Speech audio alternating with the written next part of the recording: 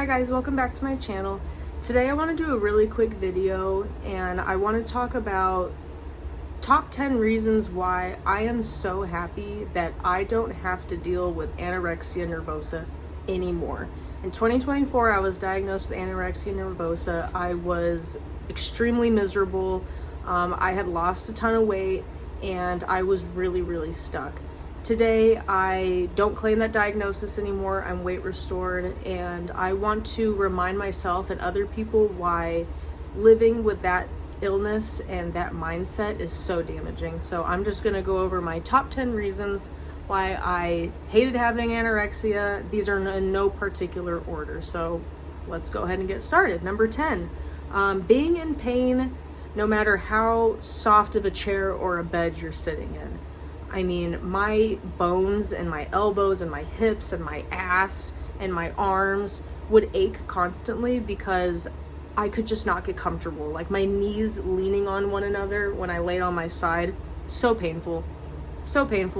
And I could just never really get comfortable, and that was really miserable.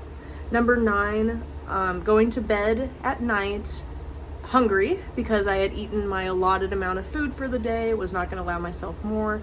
And bargaining with myself, saying that in the morning you can eat this, and that. Imagining myself eating it, imagining the flavor and the taste and the smell, and then waking up the next day and not keeping that promise to myself and continuing the bad cycle that I was in. And doing this every single night because I was struggling to fall asleep, and I had to trick my brain into relaxing and promising it food so I could sleep, only to betray myself in the morning. And I remember that vividly, and it was horrible. Number 8 is having no energy to do anything at all. I am not a teenager that lives at home. I'm 32 years old. This was like back when I was like 29, 30. I would come home from work. I work 40 hours a week, and I would do nothing. And normally I like to draw and paint and crochet and play video games, but that didn't really happen because I would come home, I would be absolutely exhausted. I didn't want to see anyone. I didn't want to do anything. I wanted to lay in bed, horizontal, not sitting up, horizontal, consuming as much eating disorder content and weight loss content that I could possibly get my greedy little hands on. That was how I lived my life every single day to keep myself in the mindset of restriction, which I knew was like kind of fucking crazy, but I just did it anyway because I was so scared to lose control. And that was about a year and a half where I just did nothing with my life. Like I look back on pictures of that time and they're all body checks and I didn't do or go anywhere. And it really sucks actually to think about that. Number 7 is having chest pain and dizziness no matter what I was doing. Like I was doing simple, normal things. Like, I'm not old. 30 is like young, 31, like that's young. I was horrifically dizzy and just my chest would pound and hurt all the time. Felt like I was like perhaps dying, I'm not sure. And it was just really sad that I couldn't even walk briskly without feeling horrible. I'm not really sure why dizziness is like romanticized in the ED community. I don't see what's romantic about it. It's really annoying and it kind of worries people around you and it's kind of embarrassing. So yeah, that wasn't fun. Number 6, my hair falling out tremendously. My hair's gotten a lot better.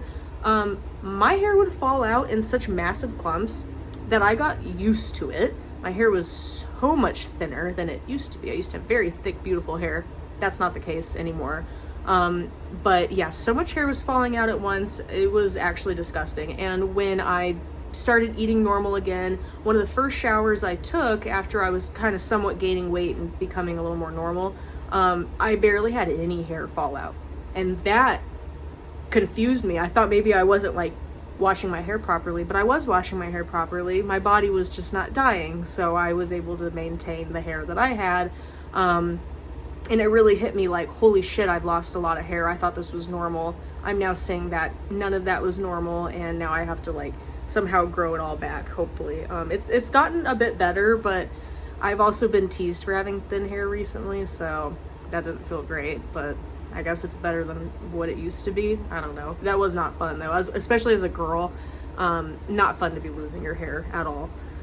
Let's see. Number 5, lying to people who care about me about whether or not I've eaten. I think a big part of this was not just lying to them, but them giving me food like cookies or candy. Oh, I bought this candy bar because I thought of you. And then me like chucking it in the bin and like covering it with other trash to like hide the fact that I threw it away. That really hurt my feelings a lot because people would, think of me and I would just kind of like lie to their face and then throw it in the garbage. And that makes me feel like a really huge piece of shit when I look back on that. That's pretty fucked up.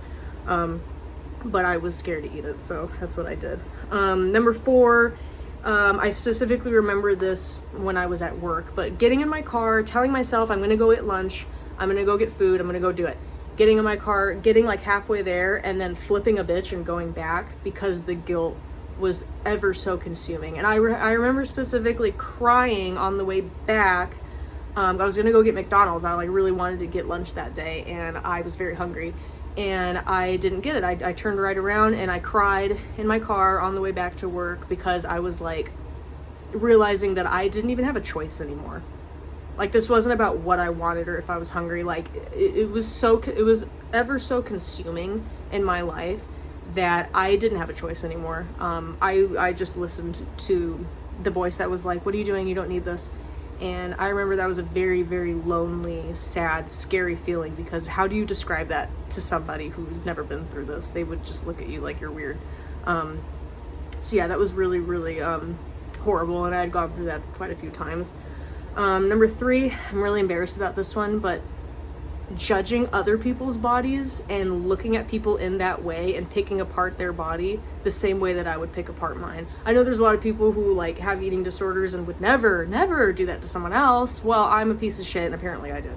I would absolutely judge people on their body, and I would want to be the thinnest in the room. If I wasn't the thinnest in the room, I would stare at the person who was the thinnest in the room, and just like, just so weird, dude. Like, so weird. Like, why are you looking at people that way? Like, what the fuck? But I was consumed. I was consumed by like my body and other people's body and fat and muscle and like I was very judgmental of other people's bodies, which is not cool. Don't be like that.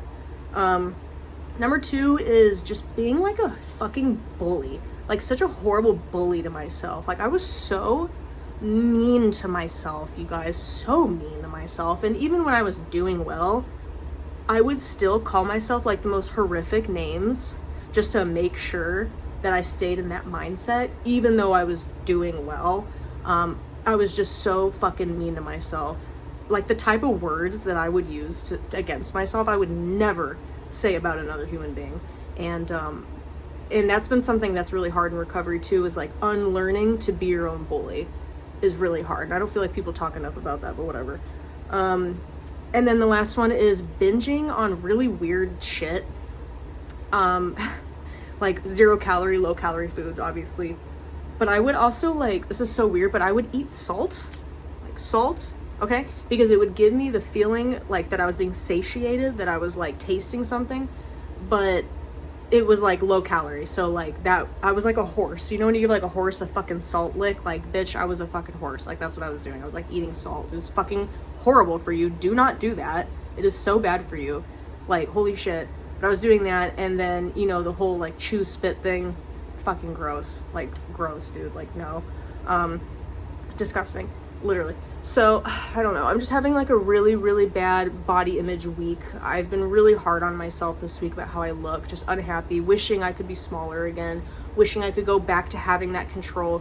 And I really just had to sit down and remind myself that there was no control during that period of time. Like, none. I had no control. I was actually fucking miserable and had no life. And even though I was smaller, I didn't feel like that was good enough ever. And I really have to accept that right now. And I feel like I'm in quasi recovery, but I'm trying to get that full recovery back because I don't want to live like this anymore. And I currently feel, I haven't been diagnosed, but I currently feel like I struggle really badly with like binging episodes, where I restrict and then I binge really, really badly. And then it's just a really horrible cycle to be in. And the guilt causes restriction, which causes more binging. And so I'm kind of in this quasi-recovery state where I'm just trying to get my life back a little bit. And I think that starts with being honest with how being an anorexic really was, and it wasn't glamorous and it wasn't fun, and my life sucked. And so I just wanted to make this video and put that out there in the universe, If that resonates with you, awesome. If you're like, what is she talking about? I'm sorry to waste your time.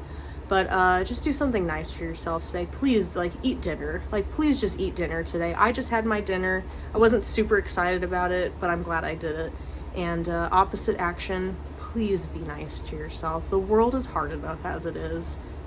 Just take care. I'll see you guys in the next one. Thank you.